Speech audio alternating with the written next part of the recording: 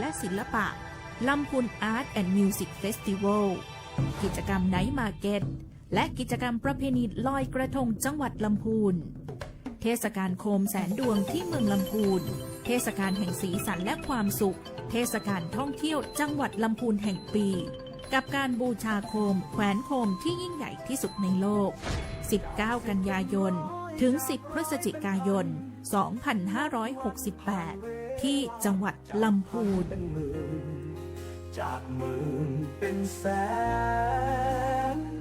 ส่ององค์พระธาตุงดงามสดใสไม่แดนล้านนาดังสวงสวรรค์วิมานบนดินคือโคมแสนดวงที่เมืองลำพูนจึงขอเชิญชวนชนทั่วถิ่นไทยร่วมสร้างศรัทธาหนึ่งในแสนดวงได้พบผลบุญเห็นแสงแห่งธรรมนำจิตใจงามพบพาสิ่งดี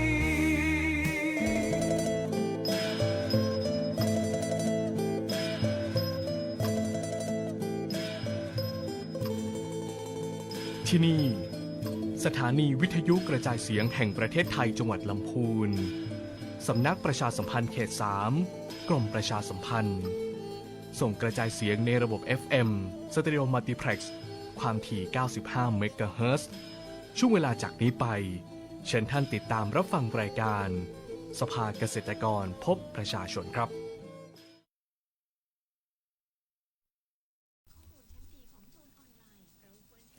สวัสดีครับครับสวัสดีครับผม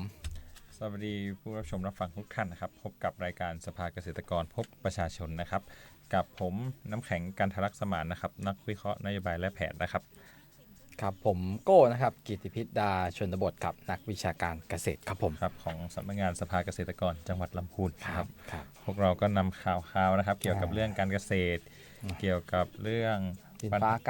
อากาศนะครับผมปัญหาต่างๆมาให้พ่อแม่พี่น้องได้รับชมรับทราบนะครับผมโดยเฉพาะที่เกี่ยวกับทางด้านการเกษตรนะครับของพี่น้องเกษตรกรครับจังหวัดลำพูนของเราเป็นสำคัญนะครับผมสำหรับวันนี้ตอนเช้าเนี่ยครับพ่อแม่พี่น้องที่อยู่ทางที่อยู่นอกอำเภอเมืองก็อยู่ทำแถวทุ่งหัวช้างแถวลี้หรือว่าบ้านโฮ่งอะไรต่างๆที่ไม่ได้อยู่ในตัวเมืองเนี่ยอาจจะสัมผัสอากาศหนาวนะครับลมโชยมาอ่อนแล้วโดยเฉพาะตอนนี้ก็พี่เองเนี่ยก็รู้สึกเหมือนว่า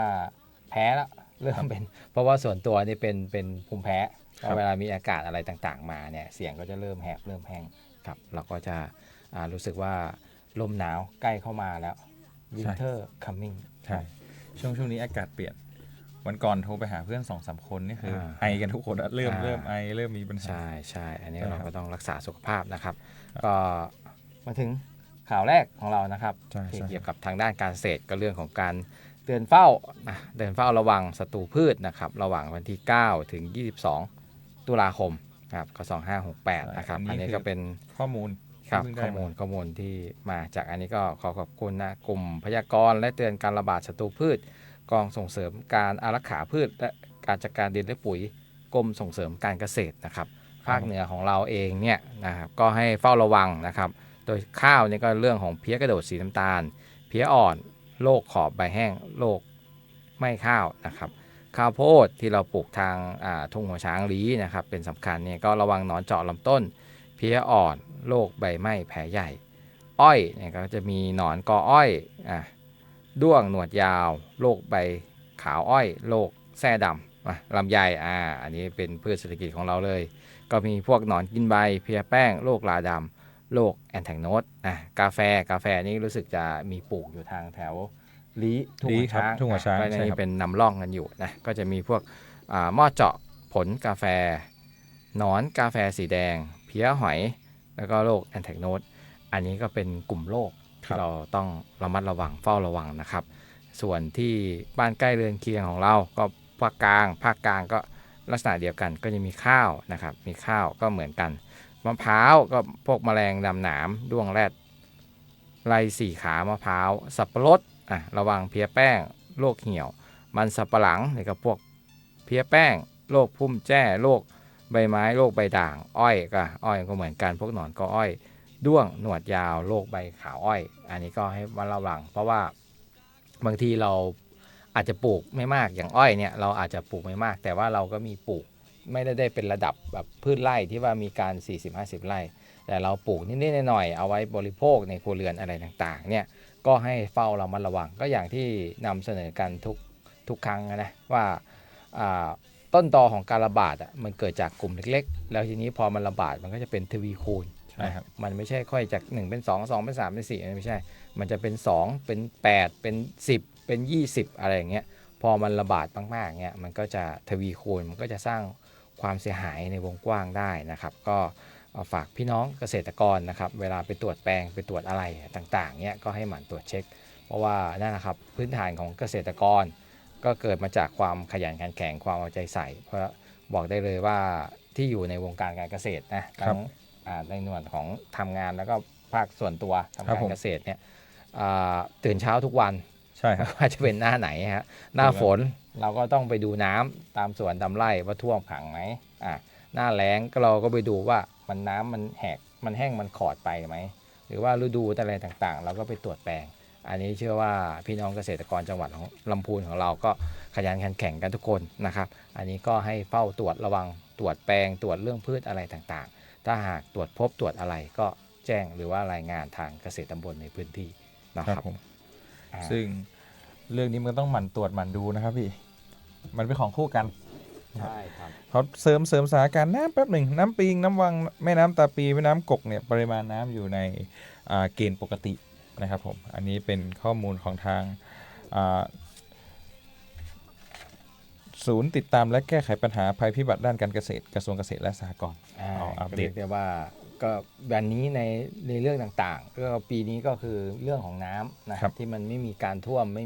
มหนักเหมือนครั้งปีก่อนๆที่ผ่านมาก็เรียกได้ว่าทั้งหน่วยงานภาครัฐภาคเอกชนแล้วก็ภาคประชาชนก็ดีก็ให้ความร่วมมืออะไรต่างๆเราจะเห็นได้ทางจังหวัดทางอบจ.ลำพูนของเราที่มีการขุดลอกพวกเศษพวกอะไรต่างๆแล้วก็เมื่อเกิดปัญหาอะไรต่างๆเนี่ยทั้งภาครัฐภาคประชาชนแล้วก็ภาคองค์กรปกครองท้องถิ่นนะก็ให้ความร่วมมือเข้าเร่งรุดแก้ไขสถานการณ์ได้ทันทีมันก็เลยทำให้สถานการณ์น้ำท่วมของจังหวัดลำพูนของเราปีนี้ก็อยู่ในขั้นที่เราสามารถควบคุมได้แต่ก็มีบางพื้นที่ที่ยังท่วมอยู่อันนี้ก็เยียวยาก็ได้ฟื้นฟูกันไปนะครับผมซึ่งของผมเนี่ยเรื่องของผมต่อมาจะเป็นเรื่องของสถานการณ์การระบาดศัตรูพืชสำคัญนะครับผมโดยข้อมูลนี้เป็นข้อมูลจากต้นเดือนเลยครับตั้งแต่วันที่2ถึงวันที่8ตุลาคมเพราะเขาจะเก็บเป็นสถิติขึ้นมาซึ่งแต่ละข้อมูลเนี่ยแต่ละโรคที่เอาออกมานี่คือแบบว่าอย่างน้อยต้อง3จังหวัดขึ้นไปเขาถึงนำเป็นประกาศนะครับผมซึ่งชนิดแรกนะครับก็เป็นศัตรูข้าวนะครับได้แก่โรคไหม้ข้าวนะครับเพี้ยกระโดดหลังขาวนะครับแล้วก็เพี้ยกระโดดสีน้ำตาลซึ่งบริเวณที่ระบาดเนี่ยครับอันนี้คือจะนับรวมแบบทั้งประเทศเลยนะครับมันก็จะมีบุรีรัมย์สุรินทร์ลำพูนแม่ฮ่องสอนเชียงใหม่ขอนแก่นชลบุรีนะครับนี่คือโดนกันทั่วเลยครับโดยเฉพาะลำพูนเราเนี่ยโดนทุกตัวโรคไหม้ข้าวเพี้ยกระโดดหลังขาวหรือว่าเพี้ยกระโดดสีน้ำตาลลำพูนโดนหมดนะครับผมต่อมานะครับเป็นศัตรูของมันสำปะหลังก็จะเป็นพวกโรคใบด่างนะครับไรแดงเพี้ยแป้งมันสำปะหลังเนี่ยอันนี้นี่จะลงไปทางภาคอีสานกับภาคกลางครับพี่อันนี้จะมีนครศรีธรรมราชนะครับขออภัยครับนครราชสีมานะครับกำแพงเพชรกาญจนบุรีนะครับผมชลบุรีระยองนะครับบุรีรัมย์นะครับผมชัยนาทแล้วก็สกลนครครับต่อมาเป็นศัตรูของอ้อยนี่มี2โรคก็คือโรค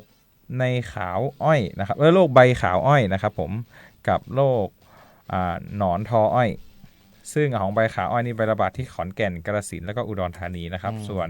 หนอนทออ้อยนี่จะอยู่ที่กาฬสินธุ์นครราชสีมาครับผมหนอนกออ้อยนะครับกับโรคใบขาวใช่ครับต่อมานี่จะเป็นโรคเหี่ยวครับในสับปะรดอันนี้ระบาดอยู่2ที่ครับอยู่ที่ประจวบคีรีขันธ์กับตราดครับผมกับอีกโรคหนึ่งก็คือโรคเป็นไม่ใช่โรคนะครับเป็นศัตรูพืชก็คือหนอนกระทู้ข้าวโพดลายจุดอันนี้นี่จะอยู่ภาคกลางครับภาคกลางก็คืออุทัยธานีสระบุรีแล้วก็เพิ่มอีสานไปนิดนึงคือนครราชสีมานะครับเป็นศัตรูของข้าวโพดนะครับผม ต่อมาดูลำไยครับลำไยลำไยบ้านเราแข็งแรงครับพี่จากข้อมูลที่แจ้งมาคือสตูลำไยเนี่ยมีโรคที่เข้ามาระบาดคือโรคราดำกับโรคพุ่มไม้กวาดแต่ในอันนี้ครับในประกาศที่เขาแจ้งสถานการณ์มาเนี่ยมีแค่จังหวัดจันทบุรีพะเยาเชียงใหม่นะครับผมแล้วก็สระแก้ว ครับ ที่ว่าพบการระบาดนะครับของลำพูนอาจจะมีแต่อาจจะแบบมีไม่เยอะ ยังไม่เยอะยังไม่ถือเข้าขั้นหรือว่าเข้าเกณฑ์ที่จะ ใช่ ประกาศ ใช่ เป็นโรคระบาดนะครับ ใช่ครับ ก็ฝากให้พี่น้องเกษตรกรชาวสวนลำไยนะครับก็หมั่นตรวจแปลงหมั่นเช็ค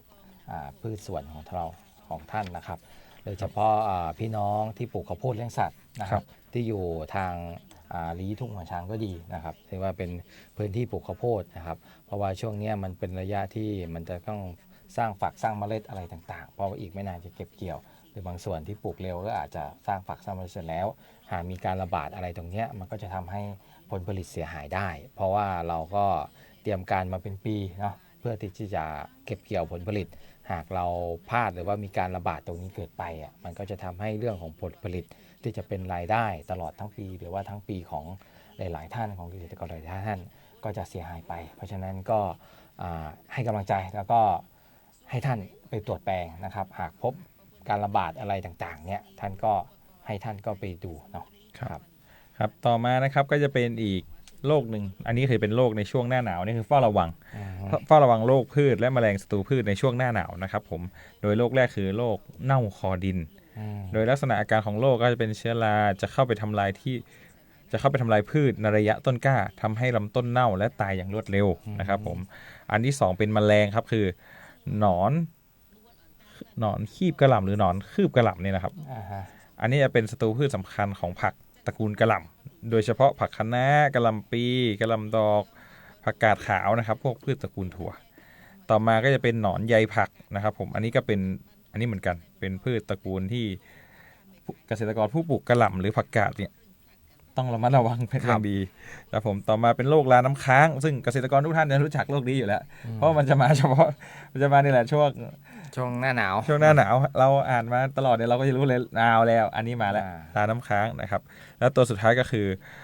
ด้วงหมัดผักนะครับเป็นศัตรูพืชของกระหล่ำและก็ผักกาดโดยเฉพาะตัวอ่อนเนี่ยมันจะชอบกินรากหรือว่าหัวในดินแต่ถ้าตัวเต็มใบเนี่ยจะกัดกินตั้งแต่ใบจนพุนเลยแล้วก็ชอบที่สุดน่าจะเป็นพวกผักที่มีกลิ่นฉุนเขาจะชอบมากครับผมยังไงช่วงนี้ก็ขอให้เกษตรกรทุกท่านเตรียมพร้อมนะครับที่จะรับมือโรคเน่าคอดินโรคแล้วก็โรคราน้ำค้างนะครับกับศัตรูพืชก็เป็นหนอนใยผักด้วงหมัดผักนะครับแล้วก็หนอนคืบกระหล่ำเพราะว่าช่วงปลายฝนต้นหนาวหรือว่าจะเข้าหน้าหนาวอย่างเงี้ยแล้วก็วิถีเกษตรกรรมสมัยก่อนหรือว่าสมัยปัจจุบันก็ดีเราก็จะทำการปลูกผักนะเพราะว่าดินมันความชุ่มชื้นได้ฝนมันก็เริ่มสางซาแล้วส่วนมากเนี่ยถ้าเป็นวิถีชีวิตเนี่ยเขาก็จะปลูกผักเริ่มการปลูกผักเริ่มอะไรต่างๆผักสวนครัวเพราะฉะนั้นเนี่ยมันก็จะเป็นโอกาสที่จะมาเกิดโรคระบาดอย่างที่นำเรียนไปนะครับก็ฝากให้ทุกท่านเฝ้าดูนะครับแล้วก็มาต่อด้วยของเรื่องของการเตรียมดินเนาะเคล็ดลับการเตรียมดินนอกจากที่บอกไปว่าเราเพิ่งผ่านปลายฝนต้นหนาวมานะครับบางพื้นที่มันก็ยังมีการเปียกแฉะของดินอยู่หรือว่าบางพื้นที่เนี่ยมันก็ยังมีน้ำขังอยู่นะฮะบางทีมันก็การจัดการในพื้นที่ที่ยังมีน้ำขังหรือว่าพื้นที่เป็นแฉะที่เป็นหลังน้ำลดเนี่ยก็ต้องมีการจัดการที่แตกต่างออกไปนะครับอันแรกก็คือ1ก็คืออย่าเหยียบย่ำดินที่ยังเปียกเพราะจะทำให้ดินแน่นแข็งตัวปรับปรุงยากอันนี้ก็เรานึกถึงว่าดินเนี่ยในดินเนี่ยมันต้องถ้าจะให้เหมาะสมกับการปลูกพืชเนี่ยมันต้องมีรูพุนบ้างเพื่อที่จะให้อากาศมันแทรกเข้าไปในใต้ดินเพราะอย่าลืมว่ารากพืชเนี่ยมันก็มีบางส่วนที่มันต้องการอากาศในการหายใจก็เหมือนเปรียบเทียบเหมือนคนมันมีอากาศในการหายใจเพราะถ้าเกิดมันดินแน่นเป็นอะไรเนี่ยมันดินแน่นเกินไปหรือว่าไม่มีรูพุนเนี่ยมันจะทำให้อากาศแทรกเข้าไปในเนื้อดินไม่ได้เพราะรากพืชมันไม่ได้รับอากาศอย่างเงี้ยในการหายใจอะไรต่างๆเนี่ยมันก็จะทำให้รากพืชรากดินหรือว่าต้นไม้นั้นไม่ได้รับการเจริญเติบโตเท่าที่ควรจะเป็นอันนี้ก็ระมัดระวังอย่าเข้าไปเหยียบย่ำนะครับแล้วก็2ก็คือเร่งระบายน้ำถ้ายังมีน้ำท่วมขังควรขุดร่องหรือหาทางระบายน้ำออกให้เร็วที่สุด แน่นอนแหละครับเรามีพื้นที่สวนเนี่ยประมาณ10-20 ไร่ ครับ มันคงไม่ได้เสมอกัน ใช่ เป๊ะเลย มันก็จะมีบางส่วนที่แห้งบางส่วนที่แฉะหรือว่าบางส่วนที่มีน้ำขังถ้าหากช่วงเนี้ยเนี่ยเราอีกไม่กี่วันครับพรุ่งนี้ที่มีประกาศแล้วว่าจะเข้าหน้าหนาวคิดว่าฝนมันคงไม่มาแล้วล่ะทีนี้เราก็ทำคลองระบายอะไรตรงนี้ออกไป เพื่อที่เราจะได้เข้าไปบริหารจัดการกับพื้นที่หลังน้ำลดเพื่อให้เหมาะสมต่อการปลูกพืชหรือว่าเตรียมดินอะไรต่างๆ ที่เราจะปลูกขั้นต่อไป อันนี้ก็ท่านสามารถที่จะระบายได้เลย 3 ก็คือไถพรวนเมื่อดินแห้งพอเหมาะตากดินไว้ 2-3 วัน แล้วใส่ปุ๋ยหมักหรือปุ๋ยคอกเพื่อเพิ่มธาตุอาหารและปรับสมดุลดินอันนี้ก็จากข้อ 1 ข้อ 2 ก็คือเมื่อไม่เข้าไปเหยียบเมื่อระบายน้ำออกแล้วเมื่อดินแห้งเนี่ยเราก็ควรไถตากแดดดินไว้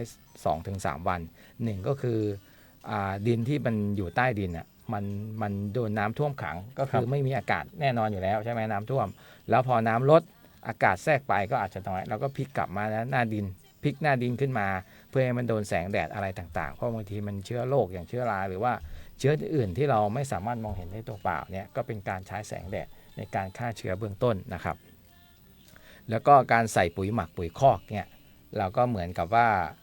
น้ำดินเนี่ยมันโดนน้ำท่วมขังก็เหมือนว่ามันโดนน้ำล้างสารอาหารในดินไปแล้วนะครับบางส่วนมันก็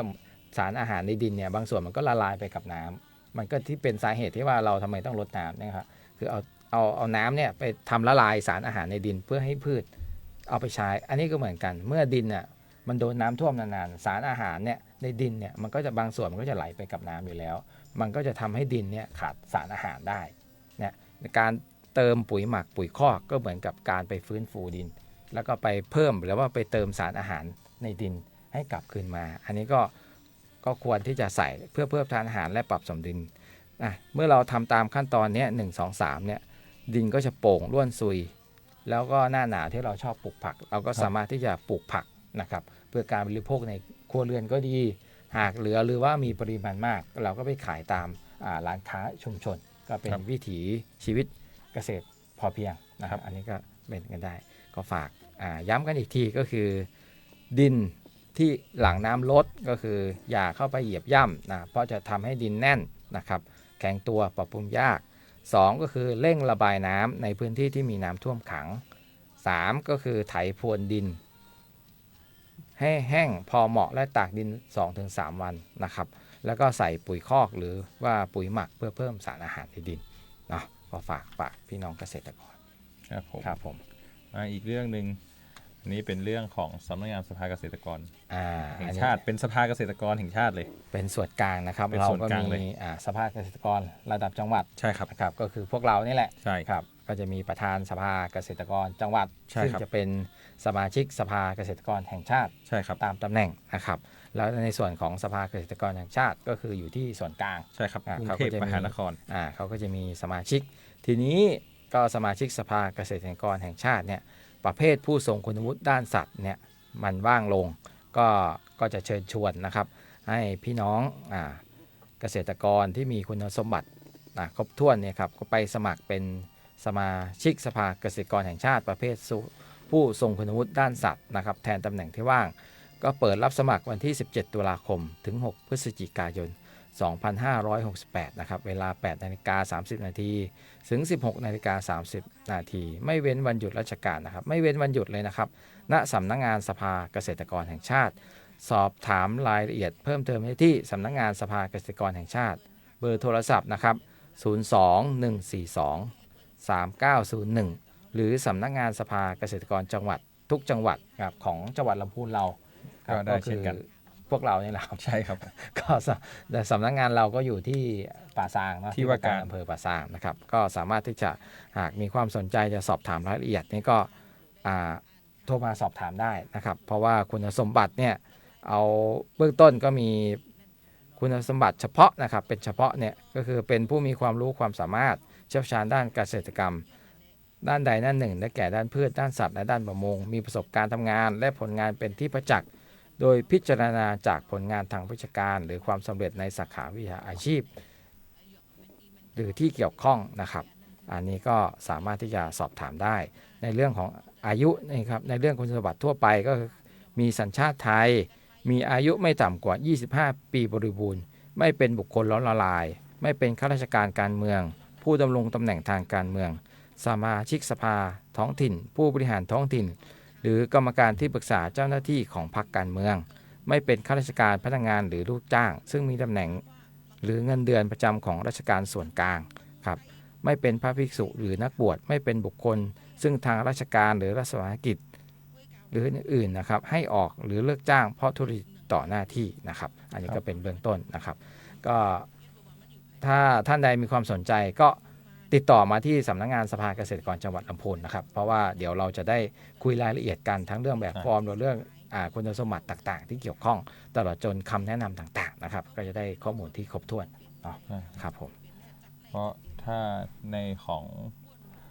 สมาชิกสภาเกษตรกรนะครับประเภทผู้ทรงคุณวุฒิด้านสัตว์เนี่ยของจังหวัดลำพูนเราก็จะเป็นท่านชวลิตศรีวิจินะครับผมอยู่ทางทุ่งหัวช้าง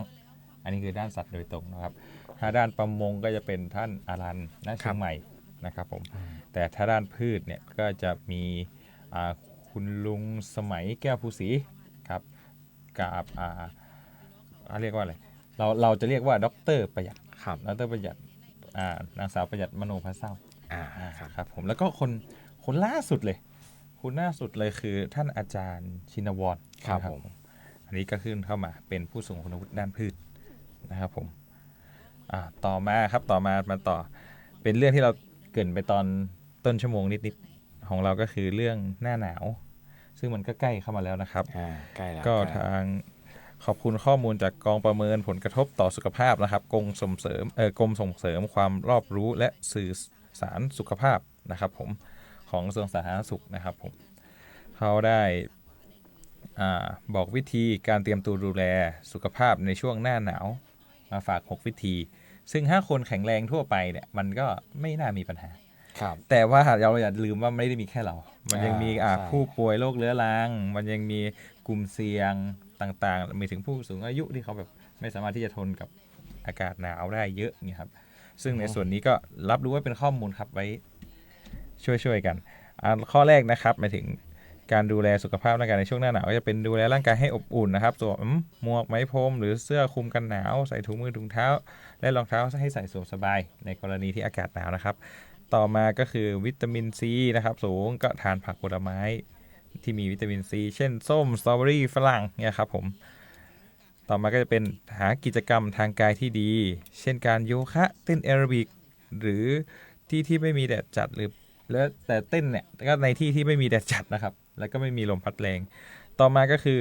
มันตรวจเช็คความดันโลหิตระดับน้ำตาลในเลือดแล้วก็ควบคุมน้ำหนักตัวซึ่งนี่ก็เป็นความรู้พื้นฐานของการดูแลสุขภาพนะครับข้อที่5ก็จะเป็นรับประทานยาตามแพทย์สั่งซึ่งอันเนี้ยต้อง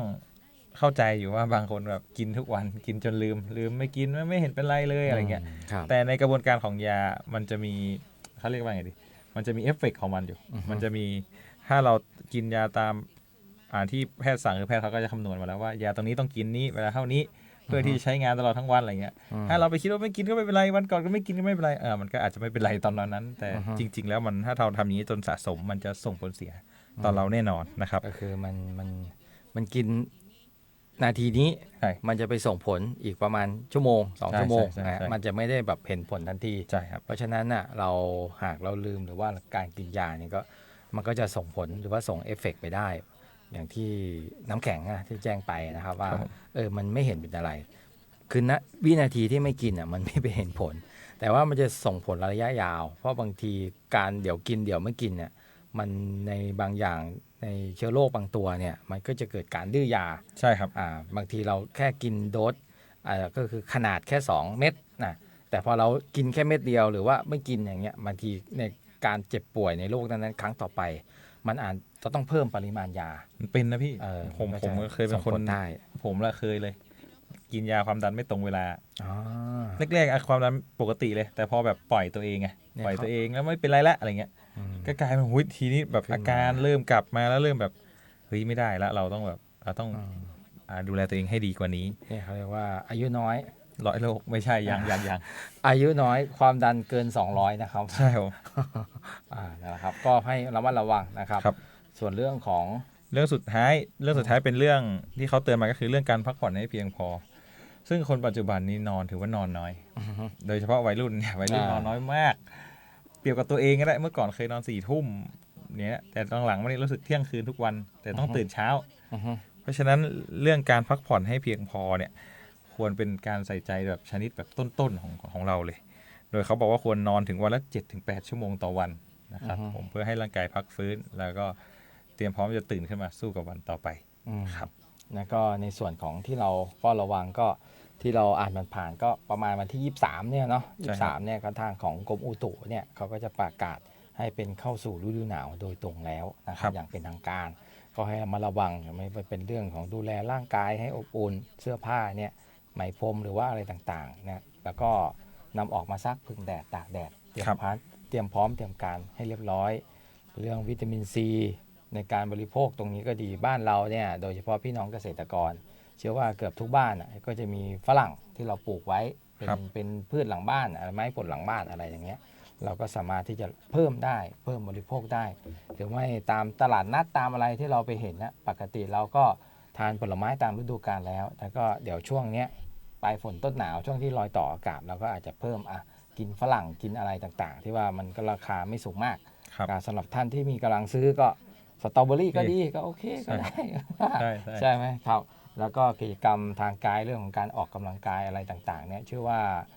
พี่น้องเกษตรกรของเราเนี่ยตื่นมายามเช้าเนี่ยไปตรวจสวนตรวจไร่ตรวจแปลงอย่างที่เราเกริ่นไปว่าเนี่ยว่าถ้าท่านน่าจะออกไปแล้วอาจจะเพิ่มเติมก็เรื่องของการที่มาตากแดดในตอนเช้าเพราะว่าตรงนี้พวกมันมีวิตามินดีหรือว่าวิตามินอะไรต่างๆที่ได้จากการตากแดดอ่อนยามเช้าเนี่ยที่สำหรับคนที่ตื่นเช้าเนี่ยก็จะได้รับวิตามินตรงนี้ซึ่งนั่นแหละครับมันทำไมเราว่าตอนเช้าเราไปตากแดดอ่อนๆทำไมเรารู้สึกดีก็เนี่ยครับร่างกายเรากำลังกระบวนการที่เป็นสังเคราะห์วิตามินดีที่มันได้รับแสงมันก็จะสังเคราะห์มันก็จะทำให้เรารู้สึกดีแล้วก็พวกหมั่นตรวจเช็คความดันโลหิตอะไรต่างๆเนี่ยใครที่มีโรคประจำตัวก็ติดตามนะครับโดยเฉพาะหน้าหนาวเนี่ยซึ่งสิ่งที่ตามมาก็เรื่องของเครื่องทำน้ำร้อนเครื่องทำน้ำอุ่นอันนี้ก็ต้องตรวจเช็คนะว่ามันอยู่ในสภาพที่พร้อมใช้งานหรือไม่ใช่ครับนะครับเรื่องพักผ่อนให้เพียงพอน้ำแข็งก็ได้เกินไปเบื้องต้นนะครับโดยเฉพาะช่วงวัยรุ่นนั่นแหละครับวัยรุ่นแล้วช่วงนี้ปิดเทอมด้วยใช่ครับอะไรต่างๆบางทีก็จัดหนักจัดเต็มเรามีสิ่งยั่วยวนยั่วยุหลากหลายใช่ครับบางทีก็เล่นเกมออนไลน์อย่างเงี้ยยันเช้าฟรีไฟล์อย่างเงี้ยพับจีใช่ครับยาวไปยันหว่างใช่ก็ให้ระวังเพราะว่าพวกนี้ถ้าเราพักผ่อนไม่เพียงพอมันก็จะส่งผลกับระบบในร่างกายเราอาจจะที่โดนนิดๆหน่อยๆเมื่อก่อนไม่เป็นไรช่วงนี้อาจจะเป็นก็ได้นะครับอันนี้ก็ให้ระมัดระวังแล้วก็เฝ้าติดตามไปด้วยนะครับในส่วนที่จะตามมาก็คือเรื่องของการรับมือภัยแล้งนะครับบ้านเราประเทศไทยเรานะครับมันก็เป็นประเทศที่ฝนก็น้ำก็ท่วมฝนก็แรงบางทีก็มีภัยแล้งเพราะฉะนั้นเนี่ยเราเรียกว่าเราต้องปรับตัวให้เร็วปรับตัวให้ได้เพราะว่าเราต้องเจอกัน3ฤดู4ฤดูนะครับเรื่อง6วิธีรับมือภัยแล้งอันนี้ก็มาจากสำนักงานประชาสัมพันธ์จังหวัดลำพูนของเรานี่เองก็คือเรื่องของการจัดหาและซ่อมแซมภาชนะกักเก็บน้ำให้อยู่ในสภาพพร้อมใช้งานเพื่อสำรองน้ำไว้ใช้อุปโภคบริโภคในช่วงฤดูแล้งอันนี้ก็คิดว่าหลายๆท่านก็คงเตรียมการไว้แล้วตั้งแต่ยังไม่หมดฝนเนาะแล้วก็ใช้น้ำอย่างประหยัดและคุ้มค่าปิดก๊อกน้ำให้สนิททุกครั้งหลังใช้งานไม่ปิดน้ำไหลทิ้งและหมั่นตรวจสอบท่อส่งน้ำและก๊อกน้ำไม่ให้น้ำรั่วซึม3ก็คือใช้ภาชนะรองน้ำแทนการปล่อยน้ำจากก๊อกน้ำหรือสายยางก็คือลักษณะของคือเปิดน้ำไว้บางทีเราขี้เกียจปิดอย่างเงี้ยครับ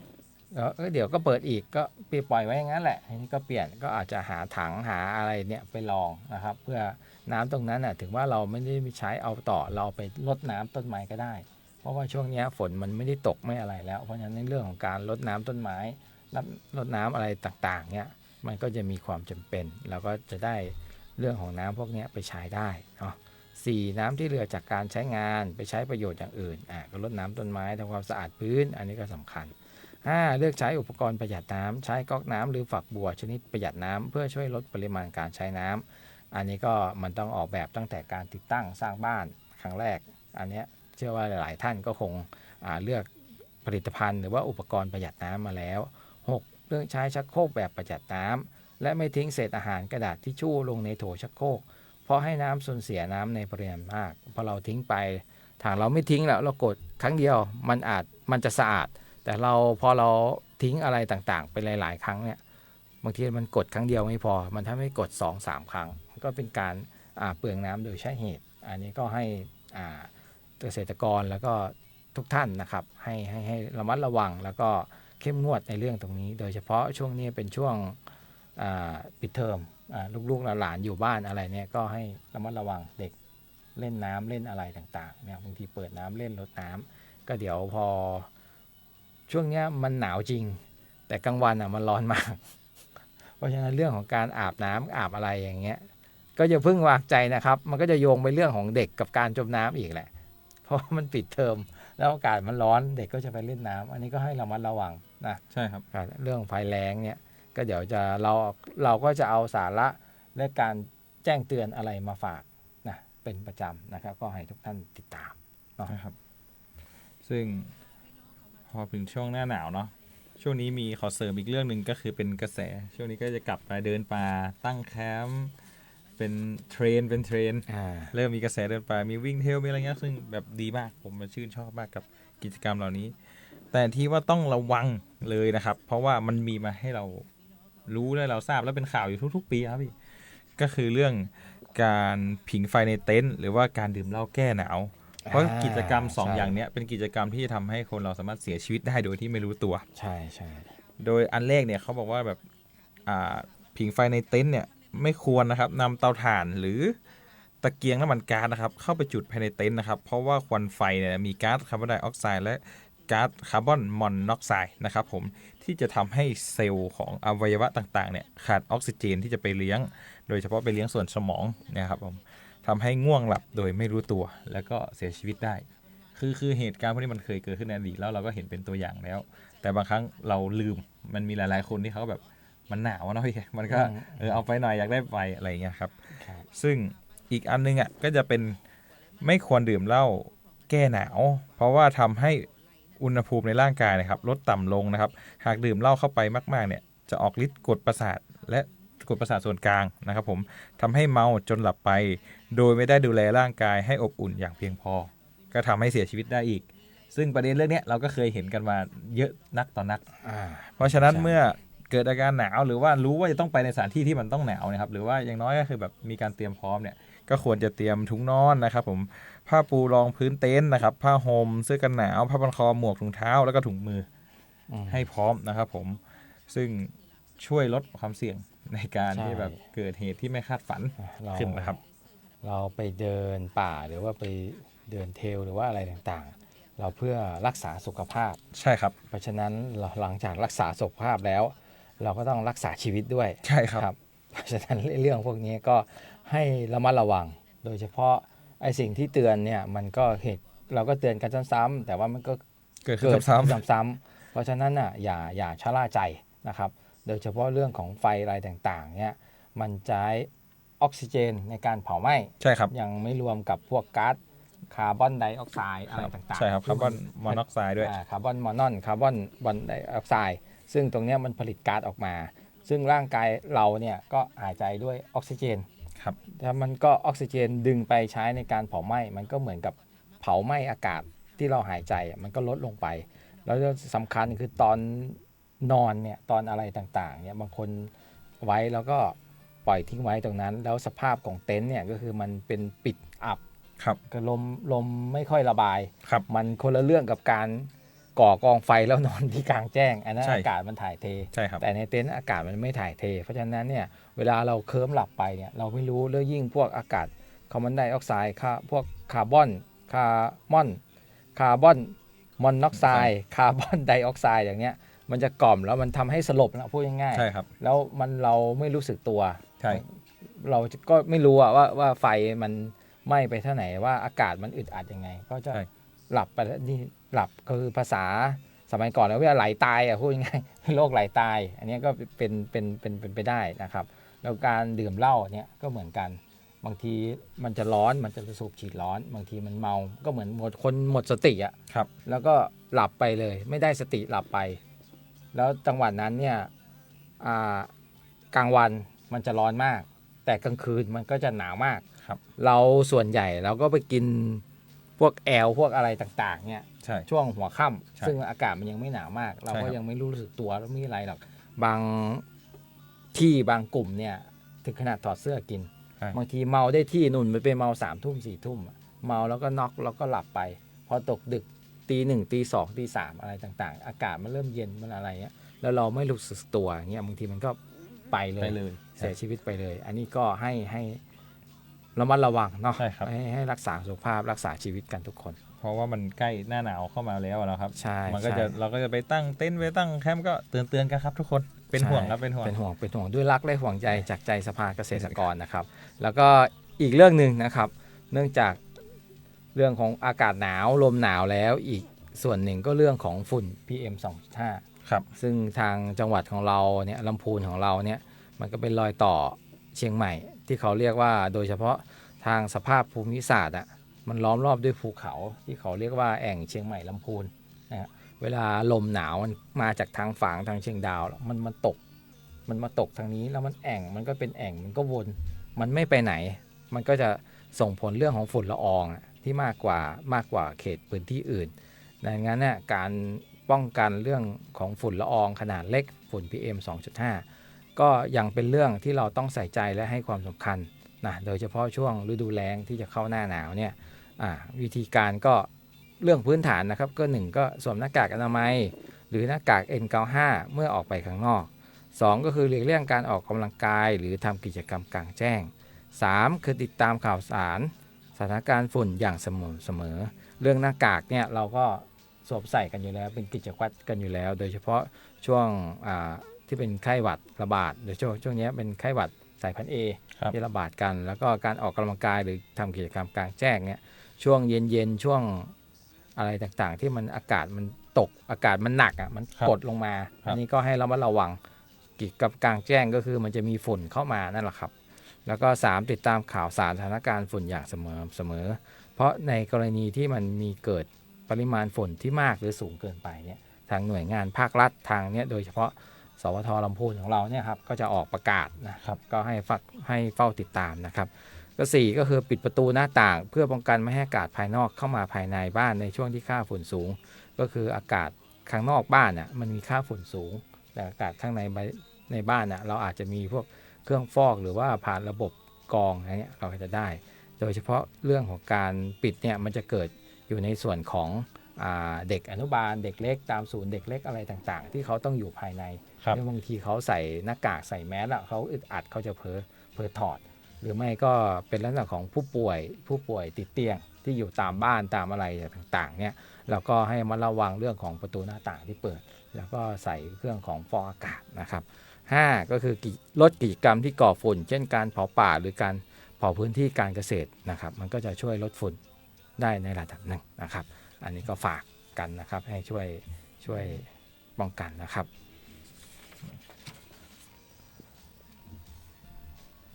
ครับแล้วก็อีกอันนึงครับ ครับผม สุดท้ายสุดไหม ลองสุดท้ายะ ลองสุดท้ายนะครับ ใช่ครับ แล้วก็เรื่องของเป็นประจำทุกปีนะครับเรื่องของโครงการรับนักเรียนจากสภาเกษตรกรแห่งชาติปี 68นะครับซึ่งเราหากท่านใดที่เป็นแฟนรายการของเราติดตามทุกปี แล้วก็ช่วงนี้นะครับเราก็จะมีเรื่องของโครงการที่ได้เป็นบุตรหลานเกษตรกรเข้าศึกษาต่อในสถาบันอุดมศึกษาไม่ว่าจะเป็นมหาวิทยาลัยเชียงใหม่ก็ดีมหาวิทยาลัยแม่โจ้ก็ดีนะครับก็จะมีโอกาสนำเสนอกันโดยในส่วนของรอบนี้ก็จะเริ่มมีมหาวิทยาลัยเชียงใหม่นะครับก็จะเปิดรับสมัครนะครับ อันนี้เป็นของปี 68 ครับ ปี 68 ปีที่แล้วปีที่แล้ว นะค อั รับ นนี้เราเอาข้อมูลของปีที่แล้วมาก่อนเพราะว่าแต่ว่าโครงการเราทำ MOU กับมหาวิทยาลัยเชียงใหม่ไว้เพราะฉะนั้นเดี๋ยวถ้าอัปเดตปุ๊บเดี๋ยวเราจะเอามาแทนที่เราเอามาพูดก่อนเพราะมันใกล้ละ มันใกล้ก็ให้เตรียมการนะครับ ใช่ หลักๆก็เป็นเรื่องของสาขาที่เกี่ยวกับด้านการเกษตรนะครับก็เป็นเรื่องของเศรษฐศาสตร์เกษตร ครับ เกษตรศาสตร์ก็วิชาเอกก็พืชพืชไร่ ไร่ พืชสวน ครับผม นะครับปฐพีศาสตร์นะครับเกษตรศาสตร์ก็พวกโรคพืชนะครับแล้วก็กีตะนะครับแล้วก็ส่งเสริมและเผยแพร่การเกษตร แล้วก็สัตวศาสตร์ อันนี้ก็เป็นหลักๆ 3-4 คณะ 3-4 สาขาวิชานะครับ รายละเอียดเบื้องต้นก็เกรดเฉลี่ยไม่น้อยกว่า 2.00 ครับ กลุ่มวิชาคณิตศาสตร์ไม่น้อยกว่า 2.0 วิทยาศาสตร์ก็ไม่น้อยกว่า 2.0 ก็เอาง่ายๆก็ 2.0 ขึ้นนะ ใช่ครับ ก็ถือว่าผ่านเกณฑ์แล้วก็มาคัดเลือกแล้วก็ตรวจสอบคุณสมบัติ ใช่ กันอีกที ก็เดี๋ยวรายละเอียดที่ชัดเจนที่เป็น Official ที่เป็นทางการ เดี๋ยวเราก็จะเอานำมาเสนอเรื่อยๆนะครับอย่างต่อเนื่องสำหรับท่านใดที่สนใจหรือว่ามีบุตรหลานที่สนใจ ก็สามารถโทรไปสอบถามรายละเอียดได้ที่สำนักงานสภาเกษตรกรจังหวัดลำพูนของเราได้ ใช่ นะ ค ค รั รับ บ เบอร์โทรศัพท์ก็ 053-520-474 ครับผมอีกเบอร์นะครับเบอร์อีกครั้งนะครับ 053-520-474 นะครับผมซึ่งในรายละเอียดเราเนี้ยเดี๋ยวเรารอทางมชส่งมา หรือว่าท่านช่วงนี้อาจจะติดตาม Facebook สภาเกษตรกรจังหวัดลำพูนสำนักงานสภาเกษตรกรจังหวัดลำพูนไว้นิดนึงเพราะว่าเราก็จะเอาลงประชาสัมพันธ์บางครั้งเรายังไม่ได้มาจัดรายการเนาะเราก็จะไปลงที่เพจก่อนนะครับพี่โก้เราก็จะลงที่เพจก่อน เพราะรายการของเราเป็นอาทิตย์เว้นอาทิตย์นะ อาทิตย์ สัปดาห์ เว้นอาทิตย์ เว้นสัปดาห์ สัปดาห์เว้นสัปดาห์ครับ ก็ติดตามตรงนั้นได้นะครับเราจะอัปเดตเรื่อยๆเนาะ ใช่ครับแล้วก็อันสุดท้ายนะครับก็เป็นเทศกาลโคมแสนดวง อันนี้เขาก็ทุกคนในลำพูนก็รู้อยู่แล้วว่ามันเป็นเทศกาลที่ยิ่งใหญ่มาก ใช่ค ผ รับ มชอบมากนะผมมาลำพูนแรกๆผมมาเจอโคมแล้วผมรู้สึกแบบมันเหมือนอยู่ในหนังอะ ใช่ โดยเฉพาะตอนไปวัดพระธาตุที่ผมเดินเข้าไปอะไรเงี้ยแบ ไป บ ขอแฟนขอสาวแต่งงานอย่างเงี้ย ใช่แต่ยังไม่ได้ขอนะ อ๋อยัง โอ้แฟนถ้าแฟนดูนี่อันนี้เลยนะ เออ โอเคครับก็เลยว่า คือมันโรแมนติกไปต่อไม่ได้ มันไปต่อไม่ถูกเลย คือเป็นโรแมนติก ใช่ แล้วก็ โรแมนติกมาก มันสวยมากอ่ะครับต่อ ใช่ซึ่งแบบแต่ในปีเนี้ยจะมีพิเศษนะครับก็คือมี10จุดเช็คอินห้ามพลาดนะครับผมซึ่งจะชวนคุณออกมาสัมผัสกับมนต์เสน่ห์แห่งแสงสีและศิลป์ยามค่ำคืนกับงานสีสันศิลป์ถิ่นลำพูนครับลำพูนไลฟ์คราฟนะครับเที่ยวเพลินถ่ายรูปสวยเก็บทุกมุมความประทับใจยามค่ำคืนไปกับการเนรมิตพื้นที่ด้วยเทคนิคอาร์ตอะไรครับ Art Installation ครับ Installation ครับ Light Up แล้วก็ Project Mapping นะครับผมที่จะกระจายไปทั่วพื้นที่ตั้งแต่ถนนวังซ้ายเขาขออภัยครับกระจายทั่วพื้นที่ถนนวังซ้ายจังหวัดลำพูนนะครับผมก็อยู่แถวๆเส้นสารกลางเก่านะครับผม ครับเส้น จ นั้นเลยครับ ำถ้าผมจำไม่ผิดนะครับ ก็นะครับไปไหว้พระธาตุเสร็จแล้วก็เดินทะลุไปด้านหลัง ใช่ครับ ก็ไปเจอกับเส้นนั้นเลย ใช่ครับเพราะว่าเขาจะมี10จุดก็คือจุดที่แรกคือศิลป์ลำพูนนะครับเป็นชื่อจุดของเขาจุดที่2ก็คือสายลุงแห่งศิลป์นะครับจุดที่3ก็ร้อยเรียงแสงโคมนะครับผมจุดที่4ก็คือแสงล่มเมืองจุดที่5ก็เป็นเรือนลำพูนแสงศิลป์นะครับผมจุดที่6ก็เป็นโคมส่องแสงจุดที่7ก็เป็นน้องหลิงหลิงน้องลิงลิงนะครับจุดที่7จุดที่8ก็เป็นซุ้มประตูแห่งแสงนะครับจุดที่9ก็เป็น I Love ลำพูน